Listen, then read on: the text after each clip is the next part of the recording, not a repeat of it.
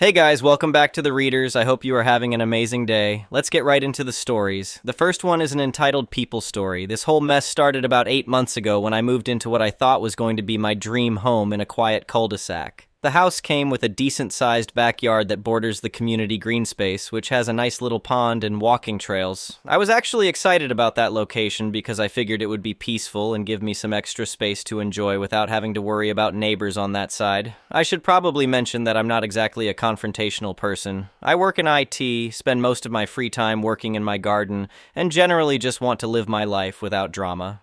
My wife always jokes that I'm the type who would rather deal with a problem for months than have one uncomfortable conversation. She's not wrong about that. The problems started pretty much immediately after we moved in, but they were so small at first that I didn't really think much of it. I'd notice people walking through my yard occasionally, usually heading toward the green space. At first I assumed they were just confused about property lines or maybe taking a quick detour around some construction or something. No big deal.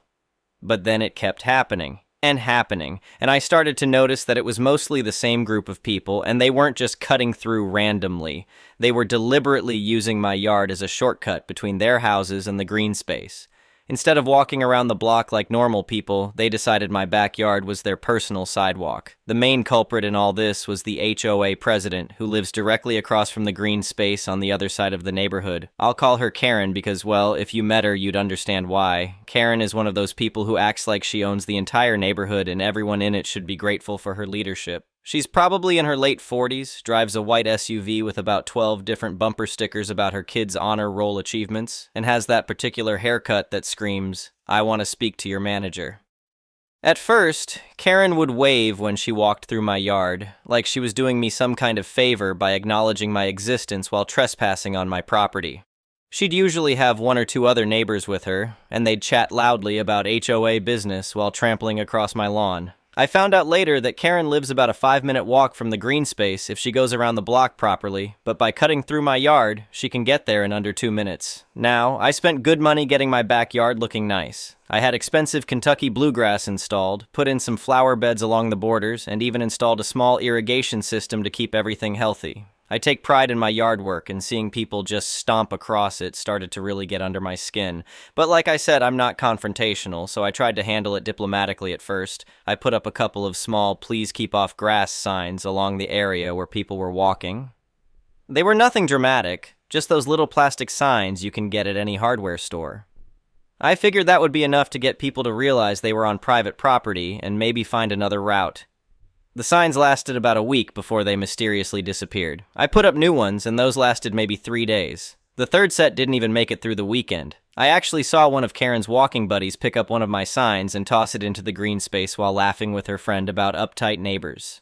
That's when I realized this wasn't just people being thoughtless. They knew exactly what they were doing, and they didn't care. Over the next few months, the situation got progressively worse. What started as occasional foot traffic turned into a regular parade of neighbors treating my backyard like it was public property. The worst part was watching a literal dirt path develop across my expensive grass. All my careful lawn care was being undone by a steady stream of people who couldn't be bothered to walk an extra 3 minutes around the block. I tried talking to Karen directly once when I caught her in my yard. I was as polite as I could be, explaining that I'd prefer if people used the actual sidewalks instead of cutting through my property. Her response was something I'll never forget. "Oh, don't be so dramatic," she said, waving her hand dismissively. "It's just a little grass. Besides, this is basically a public easement anyway. We're all part of the same community here, and I think you're being a bit selfish about a few footsteps." A public easement. On property that I pay taxes on, property that I'm responsible for maintaining, property that I specifically chose because I wanted some privacy and space to garden in peace. I tried to explain that it wasn't about being selfish, it was about basic property rights and respect. Karen just laughed and told me I needed to embrace the community spirit of the neighborhood. Then she kept walking across my lawn like nothing had happened. After that conversation, things actually got worse. It was like Karen decided to double down on the shortcut just to prove some kind of point. She started bringing more people through my yard, including her teenage kids and their friends. I'd look out my kitchen window and see groups of 5 or 6 people cutting across my property, sometimes stopping to have full conversations right in the middle of my lawn. The breaking point came about 6 months after we moved in. I came home from work one day to find that someone had installed a makeshift wooden bridge over a small drainage ditch on my property. Not asked permission, not mentioned it to me, just went ahead and built something on my land without even telling me. The bridge was basically just some cheap plywood laid across a couple of 2x4s. It looked terrible, it wasn't even level, and it was clearly meant to make the shortcut through my yard more convenient for everyone using it. I was absolutely livid. I marched straight over to Karen's house and knocked on her door. When she answered, I asked her if she knew anything about the bridge on my property. "Oh, that," she said casually. "Yeah, a few of us thought it would be safer than everyone trying to jump over the ditch. You should really be thanking us for preventing someone from getting hurt on your property." I couldn't believe what I was hearing. She was acting like they'd done me a favor by installing unauthorized construction on my land. "This needs to come out immediately," I told her. "You can't just build things on other people's property." Karen's whole demeanor changed. The fake friendly mask came off, and I got to see the real person underneath. "Listen here," she said, pointing her finger at me. "I've been living in this neighborhood for 8 years, and I've never had problems with any homeowner like I'm having with you. This is about the harmony of the community. Don't be so dramatic about a little grass. Everyone uses that path, and everyone benefits from easy access to the green space. If you didn't want people walking there, you shouldn't have bought the shortcut house." The shortcut house. Like my home had some kind of official designation as a public walkway. "It's not a shortcut house," I said. "It's my house, on my property that I pay for." "Well, maybe you should consider what's best for the community instead of just thinking about yourself," Karen replied. Then she shut the door in my face. I went home fuming. My wife could tell something was wrong the moment I walked in the door. "Bad day at work?" she asked. I told her everything that had happened, including the new bridge and my conversation with Karen. My wife has always been more direct than me, and her reaction was exactly what I expected. "Are you kidding me right now?" she said. "They built something on our property without permission? That's insane. We need to do something about this." She was right, but I still wanted to try handling it through official channels first. I figured if I brought the issue to the HOA formally, maybe the other board members would be more reasonable than Karen. That was a mistake. The next HOA meeting was the following Tuesday evening in the community center. I'd never attended one before, but I figured this was important enough to warrant my first appearance. I prepared what I thought was a reasonable presentation about property rights and the importance of respecting boundaries. The meeting was held in a generic conference room with about 15 people in attendance.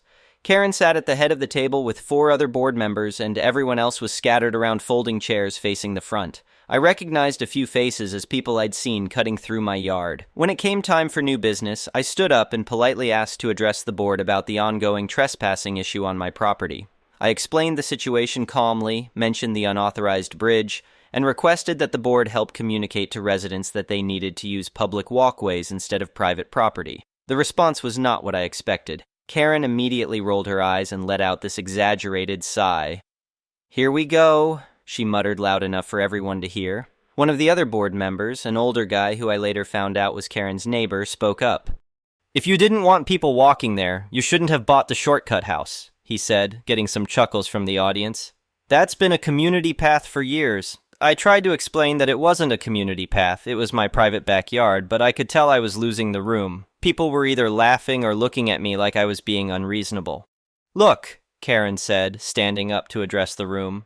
"We're all adults here. We all pay HOA fees, and part of what makes this community special is that we look out for each other and share resources when it makes sense. The path through this property provides safe, convenient access to our green space for families with children and elderly residents who might have trouble with the longer route." She was spinning this like I was trying to prevent disabled people from accessing public facilities, which was completely ridiculous since there were perfectly good sidewalks that led to the same place. "Furthermore," she continued, "I think it's important that we consider the spirit of community cooperation over individual property obsession. We're not talking about someone building a house in your backyard. We're talking about a walking path that benefits everyone." The room was nodding along with her. I felt like I was taking crazy pills. "This isn't about community cooperation," I said. "This is about basic property rights. I have the legal right to decide who can and cannot use my land." That's when things got really ugly. "Legal rights," Karen repeated, shaking her head. "This is exactly the kind of attitude that destroys neighborhood harmony. You're talking about legal rights over grass that you barely use anyway." One of her board member friends jumped in. "Maybe if you spent more time being part of the community instead of hiding in your house, you'd understand why this path is important to people." I couldn't believe what I was hearing. They were attacking me personally for wanting to use my own property. The final blow came when Karen called for a formal vote. She proposed that the board officially recognize the established community path through the property in question as a valuable neighborhood asset that serves the common good. They voted 4-1 in favor, with only one board member abstaining. Karen then announced that anyone who attempted to obstruct community flow by blocking the path would be subject to HOA fines for violating neighborhood harmony standards. I sat there in stunned silence as they moved on to discussing landscaping budget allocations like they hadn't just voted to steal my backyard. After the meeting, a few people came up to me with fake sympathetic expressions and patronizing advice about learning to be part of the community. The worst was this woman who patted my arm and told me that property lines are really just suggestions when you're dealing with neighbors. I drove home feeling completely defeated. My wife was waiting up for me and she could tell from my face that it hadn't gone well. "They voted to what?" she said after I told her everything. "Apparently my backyard is now officially a community asset," I said. "And if I try to stop people from using it, they'll fine me." My wife stared at me for a long moment, then started laughing. Not happy laughing, but that kind of angry laughter that happens when something is so ridiculous that you don't know how else to react. "These people are completely insane," she said. "They think they can just vote to take our property?" That night, I lay in bed thinking about everything that had happened. I realized that trying to reason with these people was pointless. They had made up their minds that my property was their convenience, and no amount of polite conversation was going to change that. But I'm not a pushover, even if I prefer to avoid confrontation, and I definitely wasn't going to let a bunch of entitled neighbors steal my backyard with some fake community vote. The next morning, I started making phone calls. The first call was to a property survey company. I explained that I needed a comprehensive boundary survey of my lot, including any encroachments or easements. The surveyor said it would cost about $1,500, but considering what was at stake, it seemed like money well spent. "Are you expecting to find boundary issues?" the surveyor asked. "I'm expecting to find out exactly what I own and what I don't," I told him. The survey was scheduled for the following week. In the meantime, I started doing research on property law and HOA authority. I spent hours reading state statutes and county regulations, trying to understand exactly what rights I had and what the HOA could legally do. What I found was very interesting. According to state law, an HOA cannot create easements on private property without the explicit written consent of the property owner. They also cannot impose fines for property owners exercising their legal rights on their own land. The whole vote they had taken was basically meaningless from a legal standpoint. More importantly, I discovered that any structures built on private property without permission could be considered trespassing, regardless of who built them or why. That ugly wooden bridge was starting to look like evidence. The surveyor showed up the following Tuesday with his team and all their equipment. I took the day off work to be there for the survey, partly because I wanted to see the results, and partly because I wanted to make sure the neighbors saw what was happening. Sure enough, Karen and a couple of her friends came over to ask what was going on. I was polite, but firm. "Just having some property lines clarified," I told them. "Property lines?"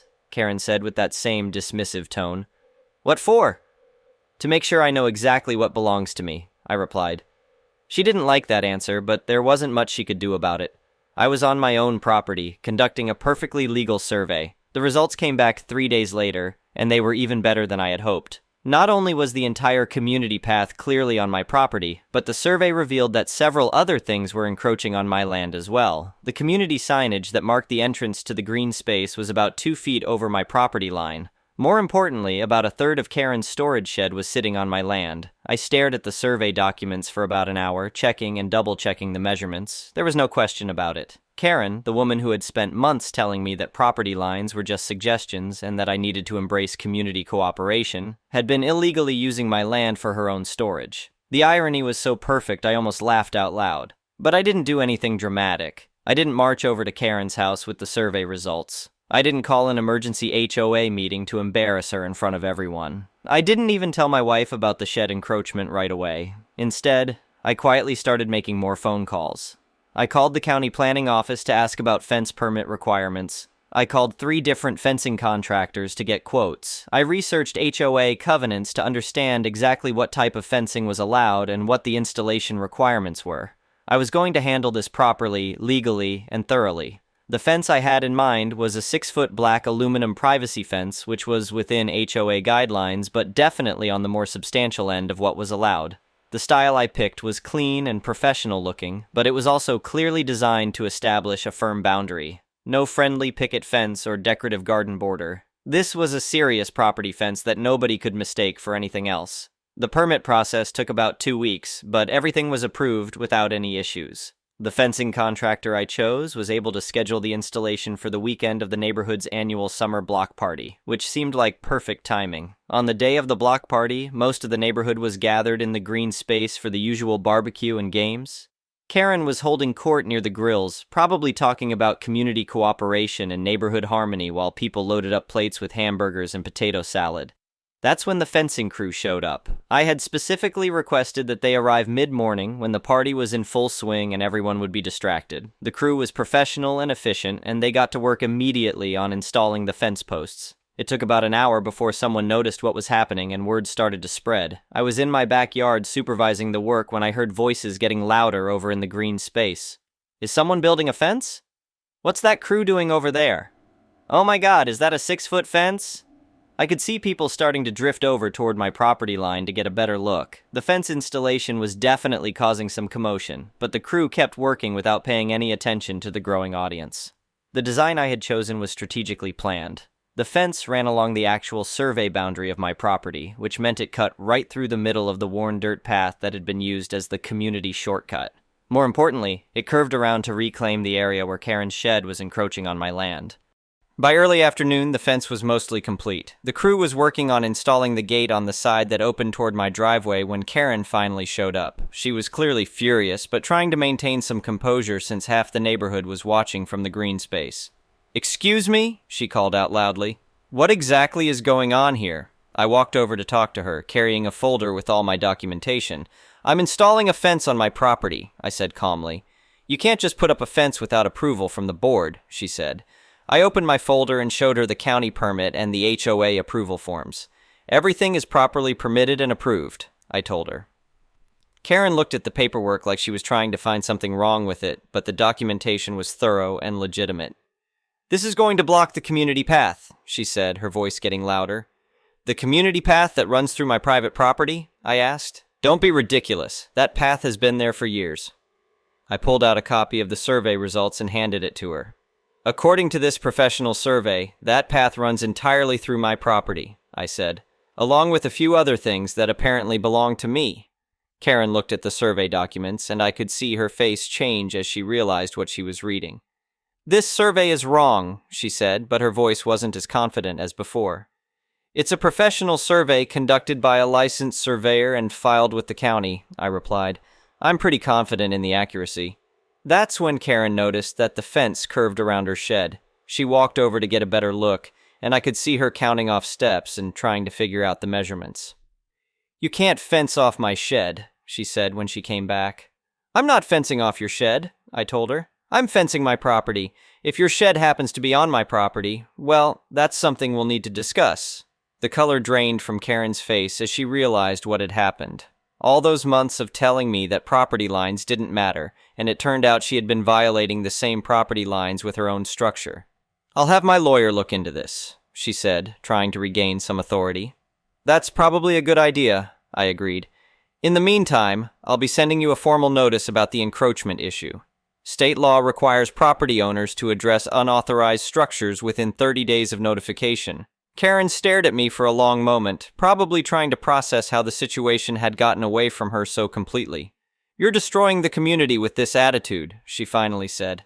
"I'm just being thorough," I replied.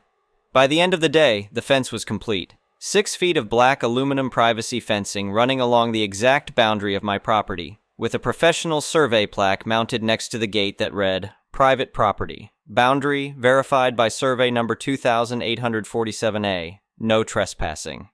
The next morning was even better than I had expected. I was having coffee in my kitchen when I heard voices outside. I looked out the window to see 3 neighbors standing at my fence, apparently confused about why their shortcut had been blocked. "How are we supposed to get through?" one of them was saying. "Maybe we can climb over?" another suggested. "It's 6 feet tall and it's private property," the third one said. "We'll have to go around." Go around. What a concept. Over the next few days, I got to enjoy watching the full impact of my fence installation. The neighbors who had been using my yard as their personal sidewalk now had to walk the long way around the block to get to the green space. Instead of a 2-minute stroll across my lawn, they were looking at a 7 or 8-minute walk on actual public sidewalks. Karen tried to file a complaint with the HOA about aesthetic violations, but I had all my permits and approvals in order. The fence met every requirement in the neighborhood covenants, and there was nothing she could do about it legally. More importantly, the fence had created an unexpected side effect. The area that used to be the shortcut was now a dead end. People who lived on Karen's side of the neighborhood and had gotten used to cutting through my yard to walk their dogs now had to find alternative routes. The convenient little loop that the board members had been enjoying was gone, replaced by a longer walk that added 10 minutes to their daily routine. I was particularly satisfied to watch Karen herself struggling with the new reality. Her morning power walks to the green space, which used to be quick and convenient, now required her to walk all the way around the block like everyone else. No more cutting across my yard while discussing HOA business with her friends. No more treating my property like it was her personal sidewalk. But the best part was still coming. About a week after the fence installation, I sent Karen a formal notice regarding her shed encroachment. The letter was written by a lawyer and delivered by certified mail, so there would be no confusion about the seriousness of the situation. The notice informed her that approximately 1/3 of her storage shed was located on my property without permission, which constituted trespassing under state law. She had 30 days to either relocate the structure or enter into a formal lease agreement for the land use. If she chose to relocate the shed, she would be responsible for all costs associated with the move. If she chose to lease the land, the rental rate would be calculated based on current market values for the area. If she chose to ignore the notice, I would be within my legal rights to claim ownership of any structures left on my property after the 30-day period expired. The day Karen received that letter was probably the day she finally understood that I wasn't the pushover neighbor she thought she was dealing with. She called me that same evening, and this time her tone was very different from our previous conversations. "We need to talk about this shed situation," she said, without any of her usual condescending attitude. "I'm happy to discuss it," I replied. "What did you have in mind?" "The survey has to be wrong," she said. "That shed has been there for 5 years. How could it suddenly be on your property?" I explained that the survey wasn't wrong, and that the age of the shed didn't change property lines. I also mentioned that just because an encroachment has existed for a long time doesn't make it legal. "How much would it cost to move the shed?" she asked. I told her I had gotten a quote from a structural moving company and the cost would be approximately $3,000. There was a long pause on the phone. $3,000, she repeated. "That's for a complete relocation, including foundation work and utility reconnections," I said. "Of course, if you prefer to lease the land instead, we could work out a monthly rental arrangement." "How much would the rent be?" she asked. I had actually calculated this based on comparable land rental rates in the area. For the square footage involved, fair market rent would be about $200 per month. Karen was quiet for another long moment. "I need to think about this," she finally said. "Of course," I told her. "You have 30 days to decide. Take your time." After I hung up, my wife asked me what I thought Karen would choose.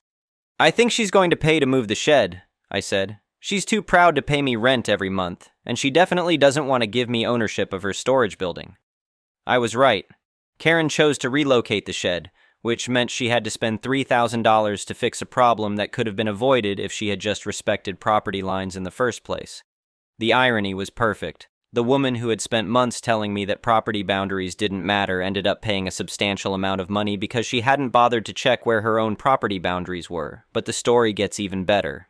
While Karen was dealing with her shed relocation, word started spreading around the neighborhood about what had actually happened. It turned out that a lot of people hadn't realized the community path was actually on private property. They had just assumed it was some kind of official easement or shared space. When people found out that the HOA board had basically voted to steal my backyard, the reaction was not what Karen expected. The younger families in the neighborhood, especially the ones who had moved in more recently, were actually pretty upset about the whole thing. They started asking questions about how HOA decisions were made and whether the board had the authority to just claim private property for community use. One of my neighbors, a lawyer who lived 2 streets over, actually approached me after hearing about the situation. "I've been looking into what happened at that board meeting," he told me. "What they did was completely illegal. An HOA can't vote to create easements on private property. He offered to help me file a complaint with the state HOA oversight board, but I told him it probably wasn't necessary since I had already solved the problem with the fence. Still, he said, people should know that the board overstepped their authority. This sets a bad precedent if nobody challenges it. He was right about that. If Karen and her friends thought they could just vote to take private property whenever it was convenient, who knew what they might try next? So we filed the complaint. The state investigation took about 2 months, but the results were worth waiting for. The oversight board found that the HOA had violated multiple regulations regarding property rights and due process. The vote to recognize my backyard as a community asset was declared invalid and had to be removed from the official meeting minutes. More importantly, the state required the HOA to send a written notice to all residents clarifying that private property rights could not be overridden by HOA votes, and that any future attempts to claim private land would result in legal action against the board members personally. Karen had to sign that notice. The whole experience also led to some changes in the neighborhood dynamics. A group of younger residents decided to get more involved in HOA governance, and at the next board election, Karen lost her position as president. The new board was much more focused on actual community issues like road maintenance and landscaping, rather than trying to micromanage individual property owners. As for the shed situation, Karen ended up spending the $3,000 to have it moved to a spot that was actually on her own property. The moving company had to partially disassemble the structure and rebuild it, which took about a week and required some landscaping work to fix the area where it used to sit.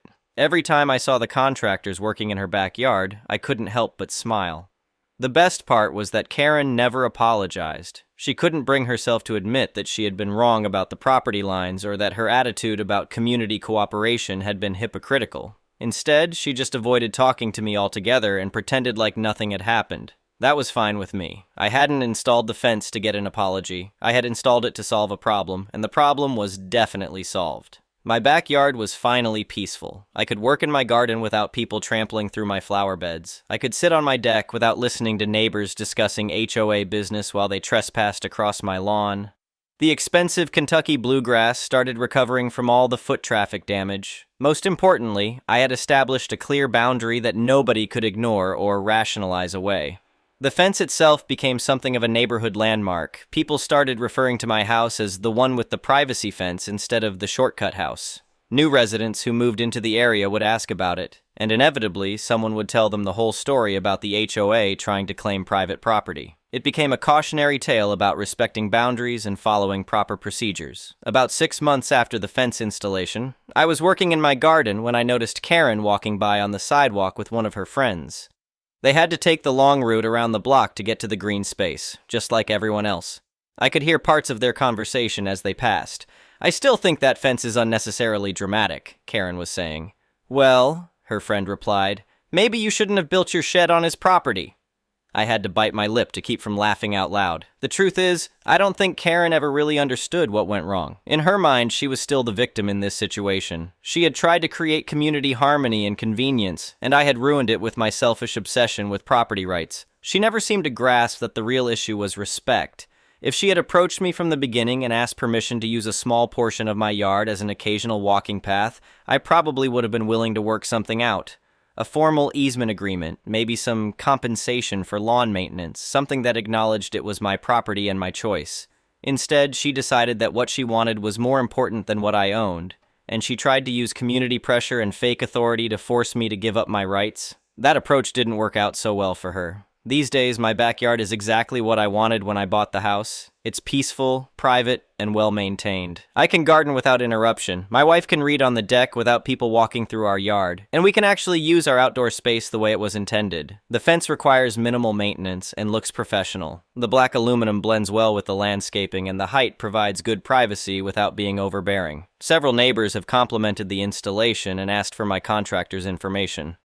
The green space is still easily accessible to everyone in the neighborhood via the public sidewalks and official entrances. The only difference is that people now have to walk an extra 5 minutes to get there, which seems like a reasonable trade-off for respecting property boundaries. Looking back on the whole experience, I learned some valuable lessons about dealing with difficult neighbors and standing up for your rights. The most important lesson was that being polite and accommodating doesn't always work when you're dealing with people who don't respect boundaries. Sometimes you have to be willing to take decisive action to protect what's yours. I also learned that doing your homework and following proper procedures can be incredibly powerful.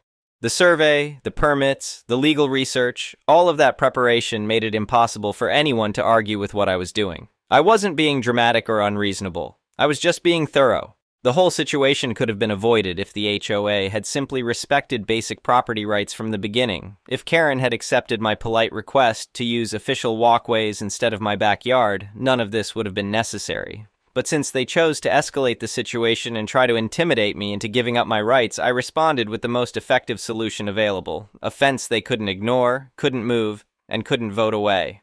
The final irony is that Karen's behavior actually brought the neighborhood together in a way she never intended. People started paying more attention to HOA meetings and decisions. Residents became more aware of their property rights and more willing to question board authority when it seemed to be overreaching. The community became more engaged and more democratic, which was probably the opposite of what Karen wanted when she was trying to run the neighborhood like her personal kingdom. As for the fence itself, it's become a symbol of something important. Property rights matter. Boundaries matter. Respect matters. And sometimes, when people won't listen to polite conversation, you need to build something they can't ignore. Every morning when I look out at my backyard, I see a beautiful, peaceful space that belongs to me and my family. No more unwanted foot traffic, no more entitled neighbors treating my property like a public sidewalk, no more fake community votes trying to steal what I own. Just my yard, my fence, and my choice about how to use my own property. The HOA told me not to be dramatic about a little grass, so I wasn't dramatic, I was just thorough. Now the only person walking on my grass is me, and that's exactly how I wanted it. Anyway, thank you for watching.